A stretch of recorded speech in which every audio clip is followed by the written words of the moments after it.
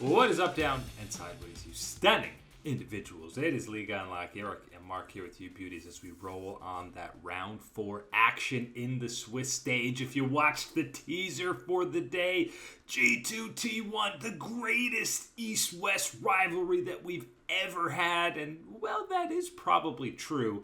I feel like we had reached such high levels of hype for this matchup, and the first game you were going, this is a rivalry? Huh?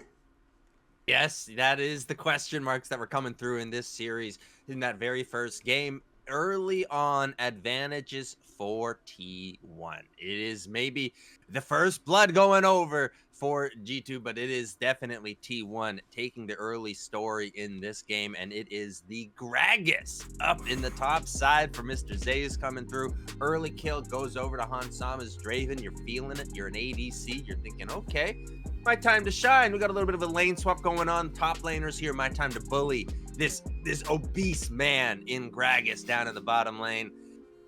Zeus quickly turns that one around, and I think any ADC has been in that position. You get a kill, you feel a little bit, full of yourself, a little bit on the damage train. You're getting ready for it. Let's lay down some hurt, and you get a quick reminder that some of these solo laners got a little bit extra in their kit to push it back on you. Yeah, Hansama even gets a couple other kills early, aside from that second kill of the game, and he's basically even with Guma in gold. And you're like, well, what's the point of this passive for Draven if he's basically even in gold with Guma? That's how well the early game was going for T1. And man, Zeus is truly deep into the Shy arc, because you've even got TPing into 5 people to completely bait out a fight and somehow win the game.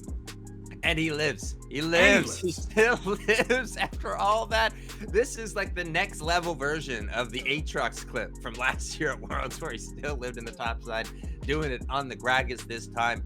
Gets that, maybe, I'm going to still say ill-advised teleport to come through, even if he does live and bait this one out. Faker saves his life with a clutch charm. We'll throw that one out. Yes, he does. Yes, he does. Got to give that one over there, because otherwise I think, kind of relatively unnoticeable games from Faker in this series. Certainly an important play, an important key moment, little one to identify in this one, to see just again, even in a situation where we're feeling like, not really noticeable, it's other things going on, there still is that effect. He is still a crucial part of things staying right, staying afloat for T1.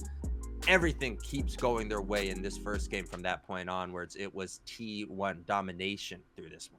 Yeah, not a single neutral objective for G2, only 2 turrets, pretty much start to finish. This one was fully in control for the side of the defending champs. And then you see the pick ban for game 2 roll out, and you're going, okay, we're going with the Nocturne Orianna combo again. We sub in the Gnar for BB, and the Kai'Sa you probably like a little bit more in the bot lane. But again, the problem is, listen, the first half of this game, this series just looked completely over, but we finally get some of these combos working. Yike gets to pinpoint out Guma on the Jhin this time, solo him in some fights, and G2 crawl their way, show some signs of life, and get back into this series.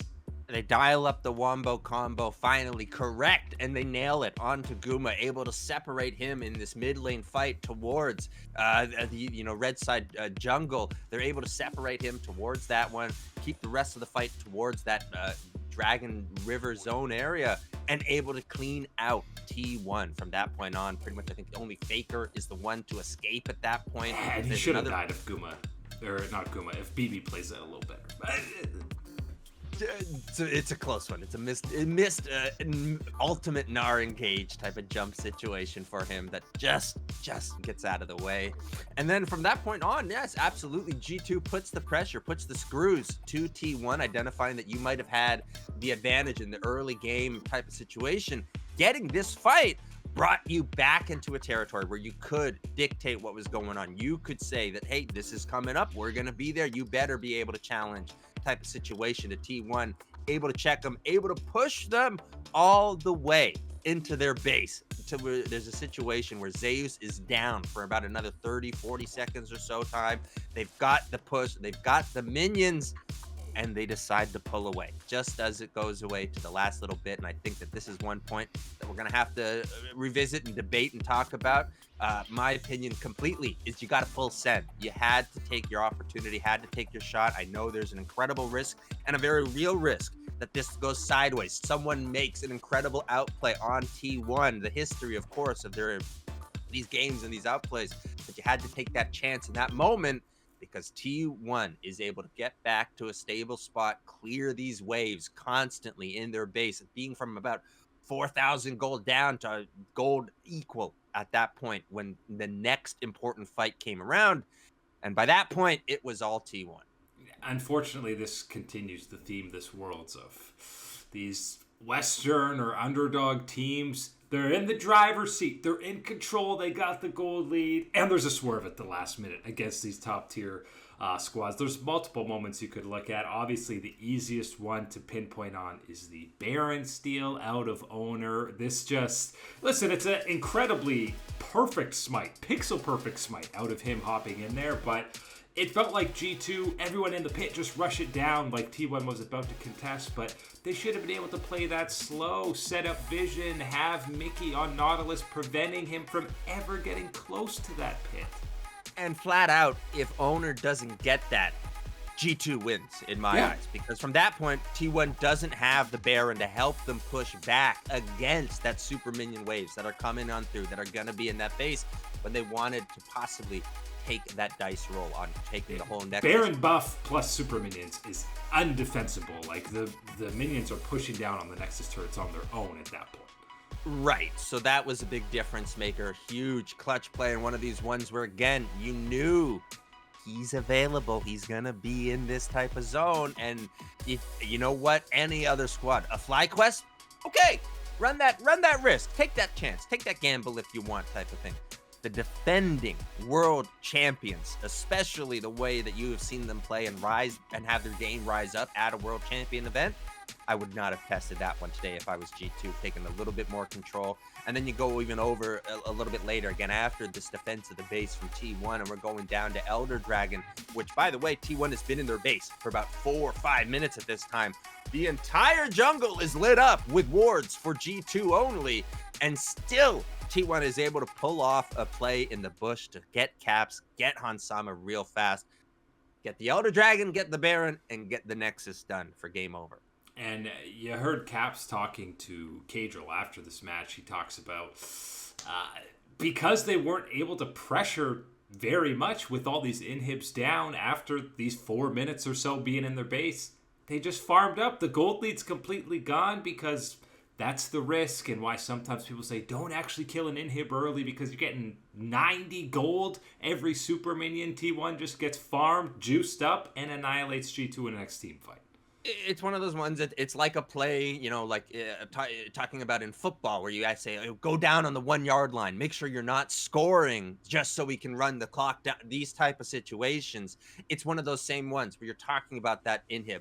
Don't take it out unless we know we can capitalize on that pressure that it's going to create, on that influx of those minions going in.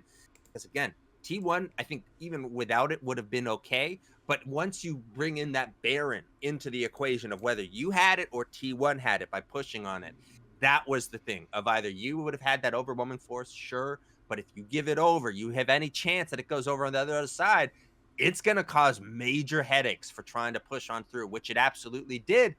And I think kudos to Caps on calling that out and being willing. You know, I think that's a great thing that he was, you know, in good enough spirits to go on with Cadril and have this type of discussion and thing. Not a lot of pros would be wanting to do that after a moment like this type of situation. So I think that deserves some credit over. At the end of the day, a bit of a sloppy series from both of these teams. Still ones where you saw the signs, the good things that we always love to talk about and scream about with these teams when we're cheering about them.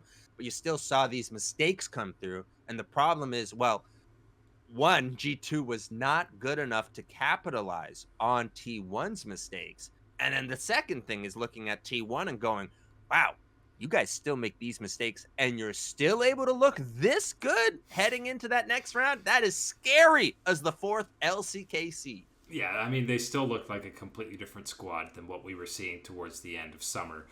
in the LCK split, but that's what we're accustomed to seeing when T1 rolls up to the World Championship. Win number 100 for the GOAT, Faker at Worlds. I think it's 40 more, almost 50% more than the second place person.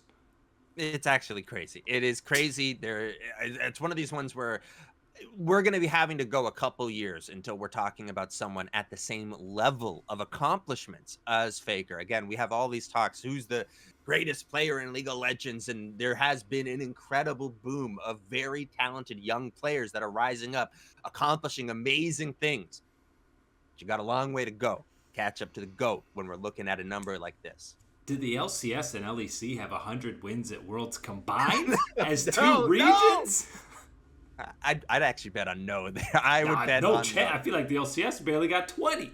Because there have been no question years at Worlds where the LCS has not won more games than combined than T1 has been able to win when they won the championship. So let's not get into that business. Well, we got plenty else to be worried about. Like BLG slowly warming up the machine. It's slow. They've had to, the car's struggling to start.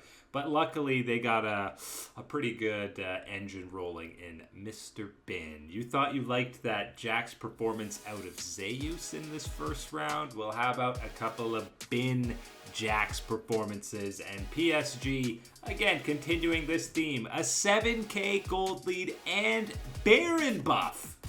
And they lose the first game.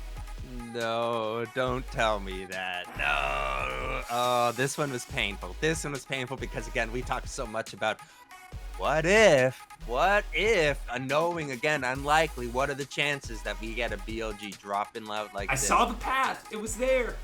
It was there until it was slammed shut by the rest of BLG, and the Jax pick coming on through big time for this. Important to mention in this series, again, we're rolling with Jun in the jungle for BLG. This has been a long time since I think we've seen Jun swap back into that. He's not even playing Kindred. Huh? Absolutely a bit of a question mark on that one, but the play from him and the response once down by BLG to really kind of absolutely zero in on, guys, this is it. Like, we fall here, we let this go through, it's donezo type of situation.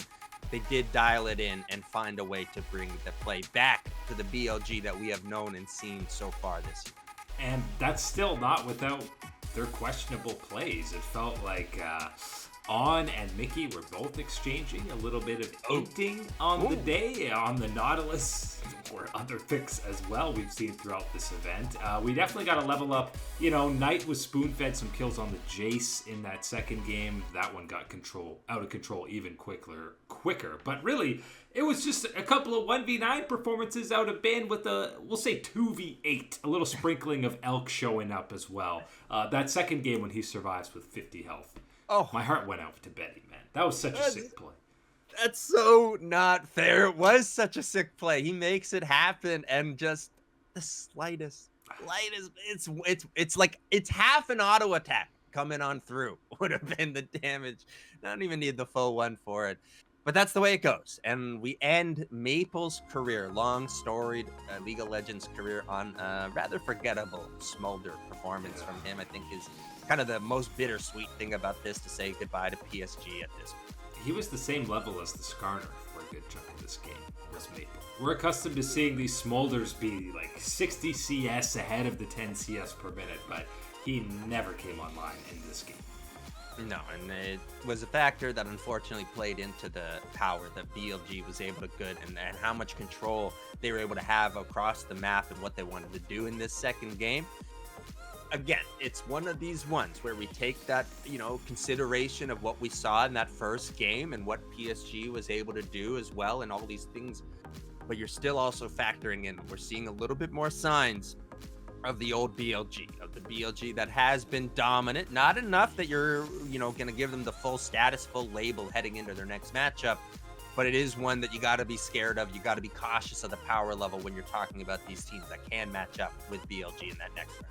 I think it's time to start calling NA Jax replace NA Jace, because I'm seeing Broken Blade, I'm seeing Impact playing Jax, and I'm going, why is this pick so highly coveted. And then I see Bin and Zeus play Jax. I go, okay, that's why I should be permabanned against these guys.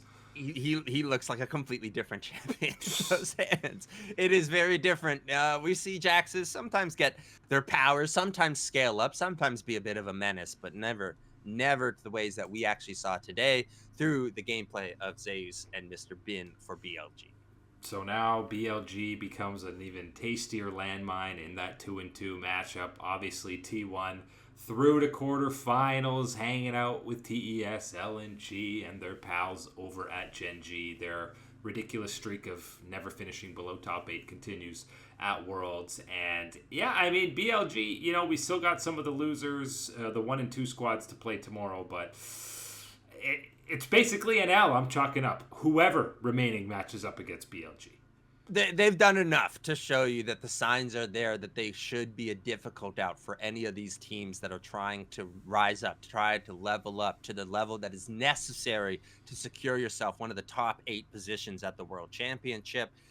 Do not underestimate them type of situation. At the same time, I want it to be clear that they should not be runaway favorites in any type of these situations. We have seen more than enough mistakes and struggles and more than enough good positive actions from these teams that will be down with them in this deciding matchup to say that this should be a brawl. And that is good for everybody. At the end of the day, we're going to get a really fantastic series with BLG hanging out as an old iceberg in the water waiting for the FlyQuest Titanic or something like that. Yeah, and they're still, you know, you're not feeling as terrified of them as you did pre-tournament as those Titans from the LPL. But yeah, today both BLG and T1 just, they feel like when you put the computer on insane difficulty on Mario Party and they're just doing things that are just rigged. Like, it's not just the computer's better, it's like we're programmed to win this, you know?